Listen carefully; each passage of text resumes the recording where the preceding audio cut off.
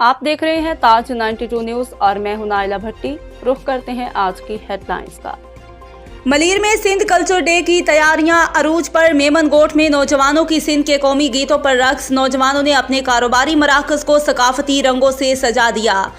मेमनगोट में मौजूद इमरान आटोज तवज्जो का मरकज बन गया। दुकान में खूबसूरत तरीके से लगाए गए अजरक, रली समेत दीगर सकाफती चीज़ों को देखने के लिए दूर दूर से लोग आने लगे। इस मौका पर इमरान मेमन, नूर मोहम्मद मेमन, इरफान उस्मान मेमन और दीगर का कहना था कि हर साल की तरह इस साल भी कौमी कल्चरल डे रिवायती जोशो जज्बे से मनाया जाएगा।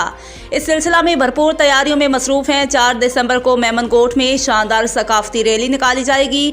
अजरक और सिंधी टोपी हमारा कौमी लिबास है और नुमाया नजर आने वाली चीज़ें हैं। हम अपनी सकाफत पर फ़ख्र करते हैं। पूरा साल ये चीज़ें हमारे इस्तेमाल में होती हैं, जबकि शादी ब्याह और दीगर तकरीबात में आने वाले मुअज़्ज़िज़ मेहमानों को सिंधी टोपी और अजरक के तोहफ़े पेश किए गए।